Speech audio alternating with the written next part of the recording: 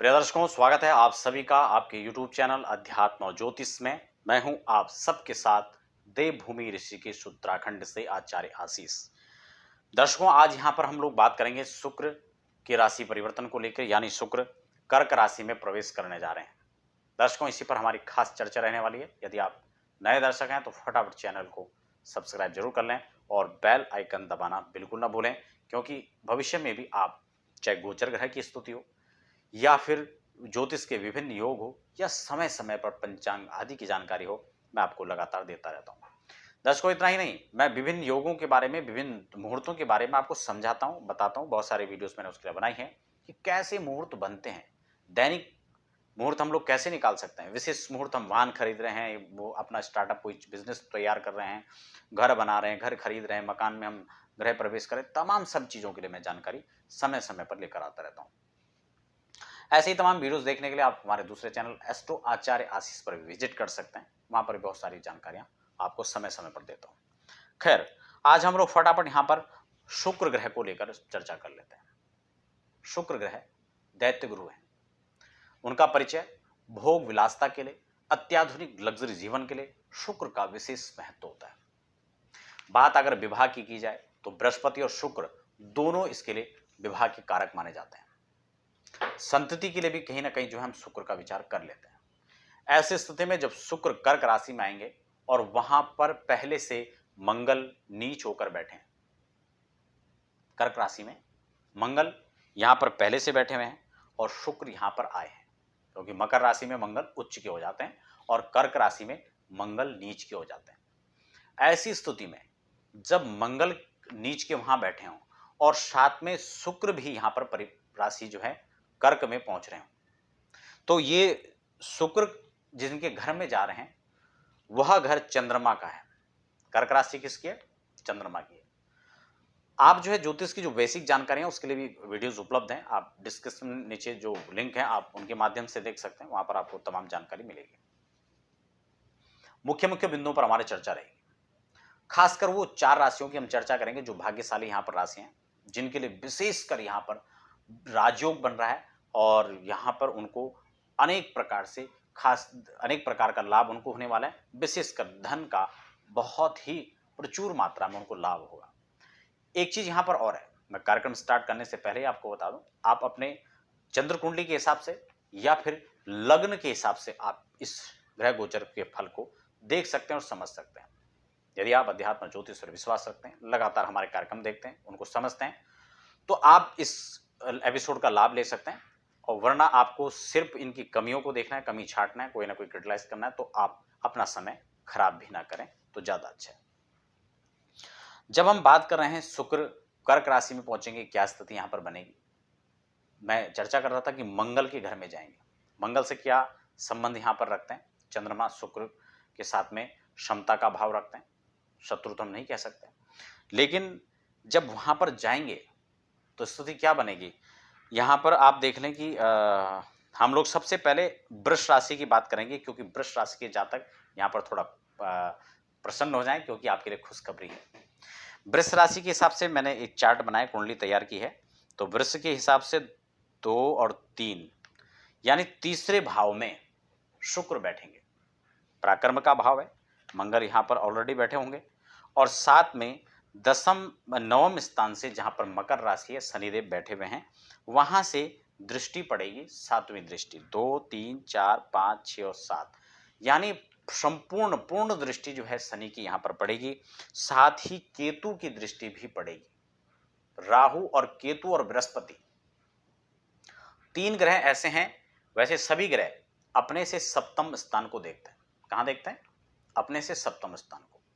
लेकिन बृहस्पति, राहु और केतु अपने घर से जहां बैठे हुए हैं, जिस स्थान पर बैठे हुए हैं, वहां से 5 7 और 9 इन घरों को देखते हैं। तो केतु की नवम दृष्टि कहां पड़ रही है? केतु की नवम दृष्टि यहां पर पड़ रही है। इसके साथ ही शनि की दृष्टि पड़ रही है। इसको हम लोग विपरीत राजयोग कहते हैं। इस राजयोग का फल आपको अत्यंत शुभ मिलने वाला है और इसका बहुश्रेष्ठ आपको लाभ मिलेगा। आपको इस जो दशाखंड है, ये कालखंड है, जब तक यहाँ पर ये बैठे हैं तब तक आपको यहाँ पर अत्यंत श्रेष्ठ फल देने वाले हैं। अगली राशि हम बात कर लेंगे सिंह राशि। सिंह राशि के जातक, आपको भी यहाँ पर प्रसन्न होने की बात है। आप 4 राशि वाले जो हैं लगातार इस वीडियो को देखें। सभी के लिए मैं चर्चा करूंगा, लेकिन खासकर 4 राशि के लिए मैं यहाँ पर विशेषकर जिनका प्रचुर मात्रा में यहाँ पर आपको लाभ प्राप्त होने वाला है। ठीक है, इसके बाद यहाँ पर जो है हम लोग बात कर रहे हैं सिंह राशि की, क्योंकि एक चीज यहाँ पर और भी है, विपरीत राजयोग खासकर 4 घरों में श्रेष्ठ होता है। कौन कौन से? या तो तीसरे भाव में बन रहा हो, या छठे भाव में बन रहा हो, या फिर 8वें भाव में बन रहा हो, या फिर 12वें भाव में बन रहा हो। खासकर 3, 6, 8 और 12 इन घरों में विपरीत राजयोग विशेष प्रभावी होता है। इसीलिए विपरीत राजयोग पर मैं यहां पर आपके साथ चर्चा कर रहा हूं। और जो है इसमें सिंह राशि के हिसाब से देखा जाए तो आपके शुक्र जो है द्वादश में बैठेंगे, 12th हाउस में शुक्र बैठेंगे, मंगल की युति होगी, शनि की दृष्टि पड़ रही होगी, क्योंकि शनि आपके 6th हाउस में विराजमान है मकर राशि में। और गोचर ग्रह की स्थिति देखिए, वैसे मैं इसके लिए वीडियो बना चुका हूं, बृहस्पति का जो कालखंड रहा है आप उसको जाकर देख सकते हैं। वक्री ग्रह, वक्र होकर के बृहस्पति वहां पर क्या क्या लाभ आपको देंगे, आप उस वीडियो को देख सकते हैं। डिस्क्रिप्शन में भी उसका लिंक प्राप्त हो जाएगा और आप चैनल के प्लेलिस्ट में भी ढूंढ सकते हैं। तो इसलिए जो है जब सिंह राशि के हिसाब से मानेंगे तो 6th हाउस पर शनिदेव विद्यमान होंगे, शनि की दृष्टि वहां पड़ेगी और साथ ही केतु की दृष्टि पड़ेगी। तो ये विपरीत राजयोग खासकर सिंह राशि के जातकों के लिए विशेष प्रभावी रहेगा, अत्यंत लाभदायक, अत्यंत श्रेष्ठ आपके लिए रहेगा। मैं उपाय भी आपको लास्ट में बताने वाला, उस पर भी आप लोग ध्यान देंगे। और साथ ही साथ आप इसका फल, अगर आपकी जन्म कुंडली के आधार पर, जन्म कुंडली में ऐसी कुछ स्थिति है कि आपको इसका संपूर्ण फल नहीं मिल पा रहा है या आप इसका संपूर्ण लाभ लेना चाहते हैं, तो ऐसी स्थिति में आप इन उपायों को भी जरूर देखें। और साथ ही साथ अपनी जन्म कुंडली पर भी आपको दृष्टि डालनी चाहिए। जन्म कुंडली अवलोकन कैसे किया जाता है, क्या क्या इसके सूत्र हैं, इन सभी सूत्रात्मक बिंदुओं को आप लगातार समझें। चैनल पर तमाम इसके लिए वीडियो है।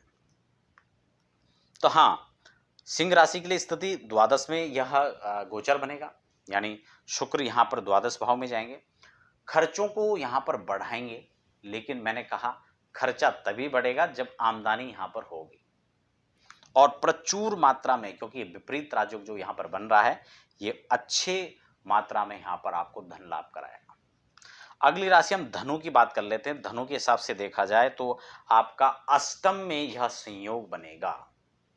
आपकी अष्टम में जो है कर्क राशि होगी, मंगल और शुक्र की युति यहाँ पर होगी, साथ ही साथ शनिदेव यहाँ पर 2nd हाउस में विराजमान होंगे, धन भाव में। स्थान वृद्धि करो शनि, इस सूत्र के हिसाब से देखा जाए तो धन भाव की वृद्धि जहां शनि कर रहे हैं, वहीं अष्टम में जब बनने वाला ये योग विपरीत राजयोग बनेगा तो आपके लिए अत्यंत जो है शुभ यह योग ग्रह गोचर कहा जा सकता है। अत्यंत लाभदायक, अत्यंत प्रभावी आपको ये फल देने वाले हैं। जन्म कुंडली में भी अपना देख लेना चाहिए। कई बार क्या होता है कि जन्म कुंडली के आधार पर हमारी स्थिति बहुत अनुकूल नहीं होती है, तो फिर हम यहाँ पर देखते हैं कि ये फल हमारे ऊपर घटित नहीं हुआ या सटीक नहीं हुआ।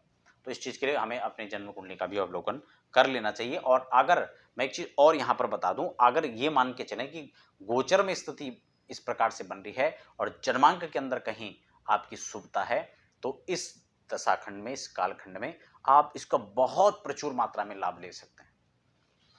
तो यहाँ पर जो है अष्टम में योग बन रहा है, शनि की दृष्टि यहाँ से पड़ रही है, करके यहाँ से 9वीं दृष्टि से देख रहे हैं केतु, तो ये अच्छा राजयोग आपके लिए बन रहा है। अगली राशि हम लोग कुंभ की बात कर लेते हैं। कुंभ के हिसाब से देखा जाए तो द्वादश में शनि है, समझ रहे हैं। जहां द्वादश में शनि खर्च करेंगे, लेकिन खर्च यहाँ पर शनि जो है फजूल का खर्चा नहीं कराएंगे, इन्वेस्ट कराएंगे। ऐसे लोग अगर कहीं किसी सेक्टर में निवेश करना चाह रहे हैं तो मुझे लगता है ये समय बहुत अच्छा रहेगा, क्योंकि खर्च तो यहाँ पर शनि कराएगा, लेकिन आपका इन्वेस्ट यदि हो जाएगा, क्योंकि खर्च उसने होना, जाना है, उसके लिए रास्ता तैयार है, लेकिन वेस्ट की जगह इन्वेस्ट होगा तो वो आपको लाभदायक रहेगा। अब यहाँ पर हम देख लेते हैं कि इसका योग कहाँ पर बनेगा। ये षष्टम में आपके लिए युति हो रही है मंगल और शुक्र की, यानी शुक्र आपके पंचम हाउस से 6th हाउस पे पहुंचेंगे। जब यहाँ पर 22 तारीख को ये पहुंचेंगे तो आपके लिए ये मान के चलें कि आपके लिए बहुत सारे दरवाजे खुलने वाले हैं। अब मैंने जो यहाँ पर द्वादश में शनि पहुंचे हुए हैं ऑलरेडी, तो उसके लिए मैंने आपको बता दिया कि आप इस तरह से तैयार रहें कि आप कहीं इन्वेस्ट करें तो आप इसका अच्छा लाभ ले सकते हैं। कहीं कोई इंडस्ट्री आपको डालनी है, या कहीं आपको कोई प्रॉपर्टी में निवेश करना है, शेयर मार्केट में भी आप देख सकते हैं राहु केतु की स्थिति को देख करके, तो वहाँ पर भी आप लोग जो है निवेश कर सकते हैं। केतु आपके दशम में विराजमान होंगे तो उसके हिसाब से यहाँ पर केतु की दृष्टि रहेगी। शनि द्वादश से देखेंगे तो ये विपरीत राजयोग आपके लिए तैयार हो रहा है, जो आपके लिए अत्यंत श्रेष्ठ और लाभदायक रहेगा।